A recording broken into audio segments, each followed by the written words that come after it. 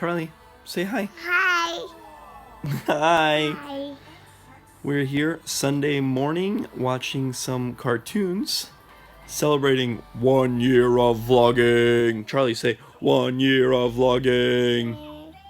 Someone's a little obsessed with his cartoon, so he probably won't be paying attention. But we have reached the 1 year anniversary of this channel. It's been 1 whole year of vlogging. There was a period in time where I kind of didn't continue making too many episodes, but I've picked it up full force. I'm enjoying making these videos now more than ever, so hopefully that will continue into the new year. Just wanted to say that. We got a little celebration here. Charlie, you gotta celebrate. Party, buddy. Did your dad ready? Yeah, he's ready to party. Yeah, exactly. So let's get into the latest episode detailing what's kind of been going on as of late. Unfortunately, it is not an exciting celebration for the new year, but that's all right. We got each other, right, buddy? Hey, you need to pay attention to me. You gotta pay attention to the people. All right, say bye, Charlie. Bye, Ollie. No, you can't say bye, Charlie. You gotta say, okay, say bye, YouTube. Do my shoes. Close enough. All right. Shoo. Enjoy the episode, guys. Peace. You a fishy? Are you a fishy? Up, fishy. Oh, I caught you. I got you. Let's go catch some fish. Let's go catch some fish. Let me catch some fish. Devastation. Sitting inside my car at the Chipotle / Starbucks parking lot down the street from the casino. And try and recover after the past couple days. Today is Thursday. I did play yesterday and the day before. Unfortunately, I didn't really record or write down any details for the hands that I played the last couple of days, but it went straight awful. Combination of being way too aggressive, playing bad, gambling too much, trying to bluff too much. I don't even know exactly where to begin. It's been about a week since Thanksgiving, hadn't played, and I think I was just a bit rusty, a little too excited to get back at it. I've been running really, really well, and so I thought to myself, I'm just going to run over the table. Unfortunately for me, it didn't happen that way. I couldn't make any hands, and the times that I did have some draw, I just never got there. So ended up losing a total of like right under 4,000 over the last 2 days in a 500 cap game, which is really bad. That's like 8 buy-ins. Just playing like a spaz monkey, sputastic whale. So I was thinking to myself, all right, created some advertising, got some nice advertising dollars in. Came in today fresh, excited to get into play, and we got involved in a couple of hands. So let's go over those. The first one, I pick up 10s in the big blind. It limps to me like 5 or 6 ways. This is kind of a precarious spot. People in this game love limping strong, but at the same time, they also love limping weak. So I kind of can't decide if I want to check here or open / fold to a 3-bet. The first guy that had limped had about a $500 stack, so I kind of think this is a great spot to open large, to ISO, and navigate post flop / fold to a 3-bet, because I think if I do get 3-bet here, they just always have 10s beat. So I make it 45 in like a 6-way limp pot. Under the gun, calls, feeling like I have got him beat. He's probably got some hand he wants to play, like small pocket pair, maybe suited connectors, maybe suited Broadway cards, maybe just Broadway cards, king, queen, ace, queen, something like that.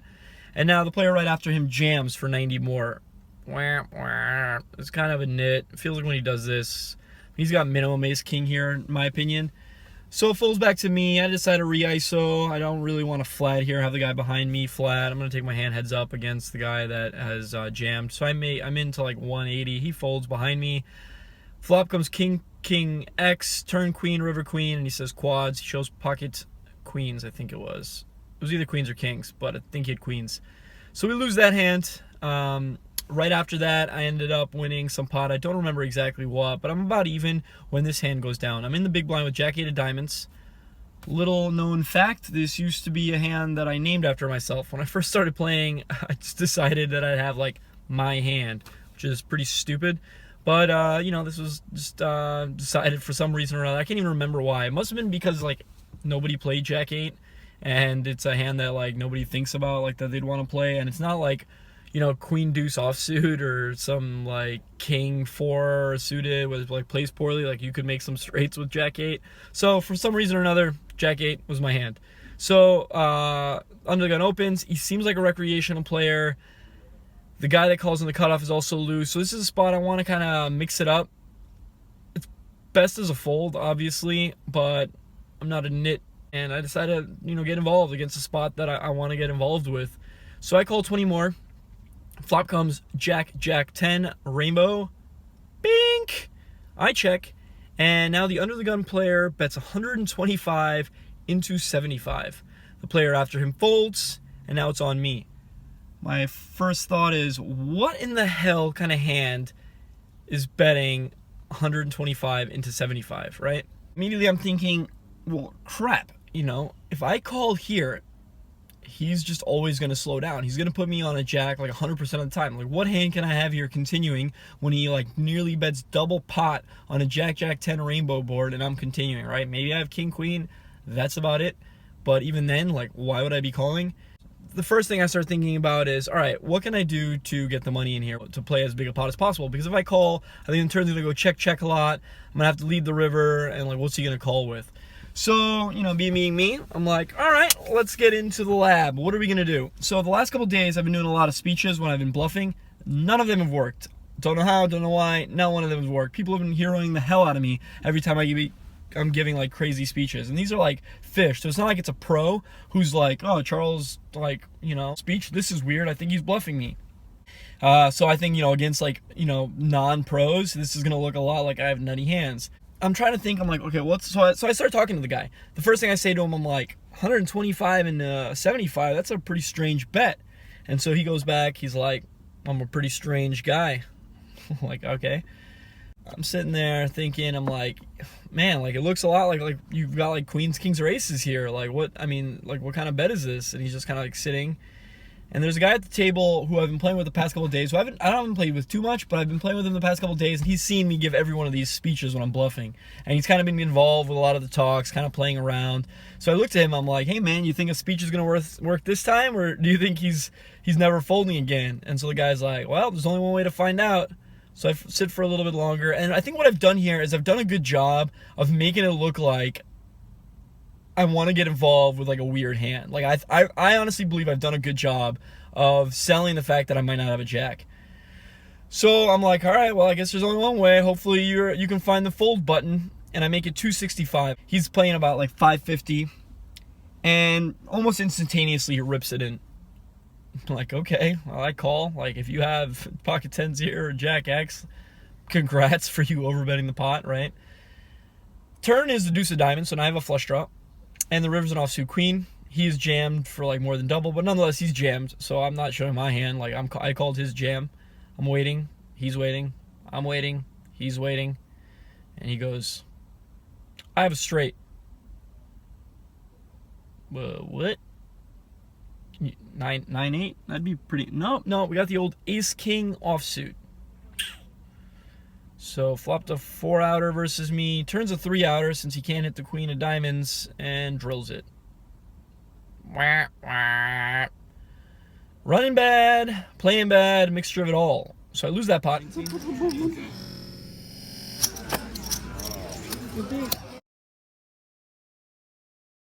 Not fun. And I'm stuck about 500. The game's not that great because now this guy ends up leaving shortly thereafter. He decides to give me the old hit and run. And I've decided the best course of action for myself is to go get lunch and recycle.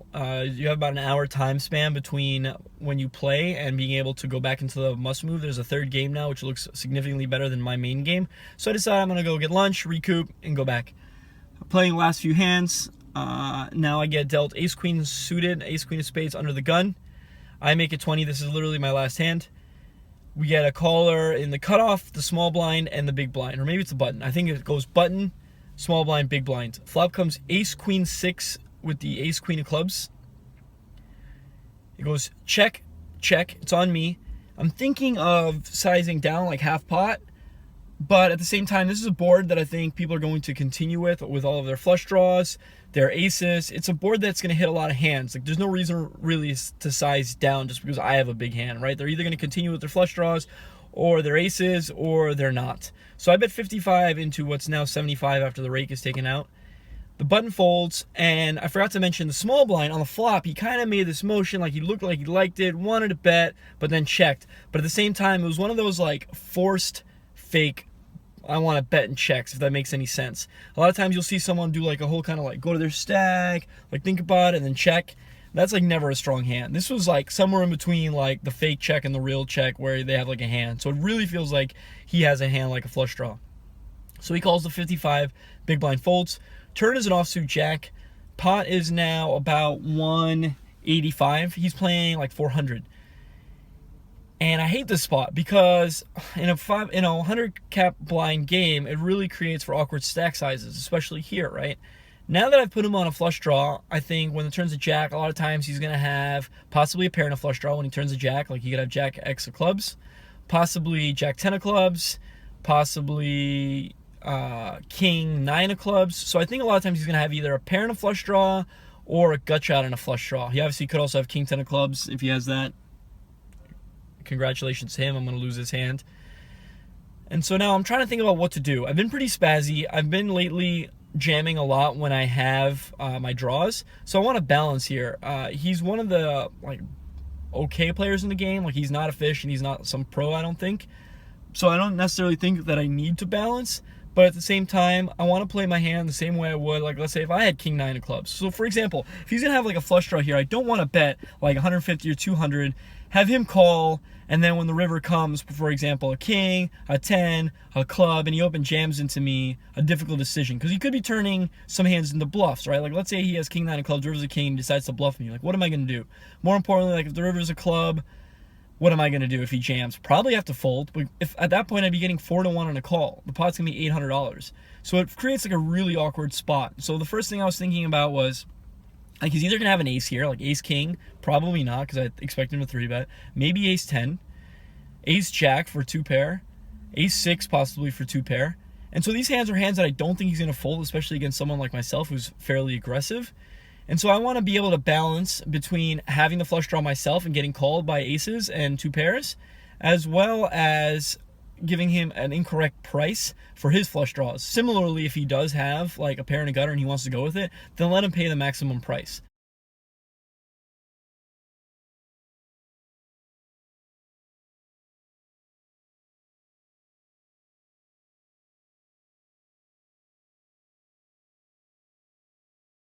I'm not sure this is like the perfect play, but I don't mind it in this spot. I'd love to hear from you guys as to what you like doing here. But again, like in a $200 pot, when the guy's playing 400, just not in love with betting like 150 or 200.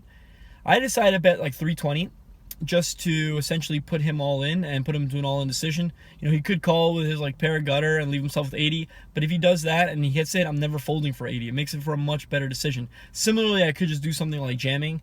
I think that's probably better than the 320. Because obviously I don't want him to call and check full. I want to get it in for the maximum value. So that is actually a mistake that I made. I should be jamming there if I'm going to be betting like 320. Anyway, he pretty much instantaneously says, I'm all in. And that's like that scene in Rounders, right? Where like immediately you just know. I call it off. River's 6 pairing the board. He kind of waits for a bit because he probably thinks I could have a set. Shows king 10 offsuit with the king of clubs. Not really in love with his flop call here. I think if he's going to be turning the king of clubs into a bluff on some streets, then I don't mind it. But being out of position here, you know, if the turn's an offsuit, if the turn is the jack of clubs, what is he going to do here? You know, is he going to put in the rest of his money when he hits a gutter that brings in the flush? I just think he's in a bad spot playing this hand out of position. I think in position it's fine because he gets to see what I'm going to do on the turn. Like some turns I check and now he can take control of the hand. But I think out of position, when I bet 55 into 75, he should just be folding. Unless he's got plans, you know, for mischievous actions when the turn is a club. Like if he decides to turn the king of clubs into a bluff on the turn and lead into me, then you know, I don't mind his play. But otherwise, I don't really love his flop call. But he did get there. He did win the maximum. Obviously, if I bet smaller, I'm still getting stacked. If I bet 150 or 180, like I'm not folding to like the $200 jam because he could be valuing worse with the ace jack, ace 6. it's kind of the problem with 100 big blind poker, is that oftentimes you get yourself in these spots where you just can't fold. You're getting these prices where, you know, they can be valuing worse hands and you're stuck. So yeah, we are stuck 1,000 today, or actually about 900. About to head back, try to get in a short little session where I have to go pick up Charlie. I'm still feeling fresh, feeling good. Usually, like for example, yesterday I decided to leave because I wasn't feeling good, I wasn't playing well, and I just knew that I should head out, so I left before I had to actually go pick up Charlie. Today I'm feeling good. You know, I think I'm playing well, and so I want to return. I'm gonna head back. We're gonna hopefully run better this time and stop having people hit gut shots on me, because it hurts. It hurts right in the gut, you know. Yeah. All right. Well, finally, I do have another thing to mention. I've got a promotion with Party Poker for new signups. Unfortunately, in the United States, you cannot play on Party Poker, so this will only apply for those outside the United States, which I guess could be better because I think most of my viewers are out of, in the States, and so it just means that you've got better odds of winning. I'm going to be giving away $200 tokens for the tournaments on Party Poker to 2 new signups. You just have to follow the directions in the description box below for the video. It'll tell you exactly how to sign up, what link to use, what code to use. There is also $10 in free play, so you get $10 in free play if you're a new account. So that's nice. You know, worst comes to worst, you get the $10 and you get a shot at the $100 that you can, you know, put into the tournaments. I'm gonna have until Sunday at midnight Pacific time, and from there I will be picking the winners. Like I said, 2 winners for $100 tokens. All you have to do is comment below, let me know what your Party Poker screen name is, follow the directions in the description box below as I did mention, and please like the video, retweet it. I guess then I'd have to tweet it myself. I'll tweet the video with the promotion, so retweet the video, like it, share the video on YouTube. Make sure that you're subscribed, and we will pick 2 winners from here to get the $100. There is also a 100% deposit bonus up to $500, so that's great. And you know, worst comes to worst, if not, you get the $10 of free play. You can check it out. I myself have never been much of an online player. When I first started playing, I played on some different site. Unfortunately, I've heard PokerStars has gone really downhill and they're just not customer favorites anymore. And what I'm hearing is Party Poker is kind of the new king as far as making customers happy. So I'm more than happy to promote their site. Hopefully one day they will be back in the United States and I'll be able to play online poker, because I'd love nothing more than being able to play online once again from the comfort of my own couch. And yeah, that'd be great. Follow the link, sign up. Hopefully you'll win that $100 token bonus so that you can play in one of the tournaments, free roll something, win all the monies. All right, guys, thanks for tuning in. Appreciate it. We're back to grinding. Peace. All right, say bye, people. Bye, Papa. Bye, people.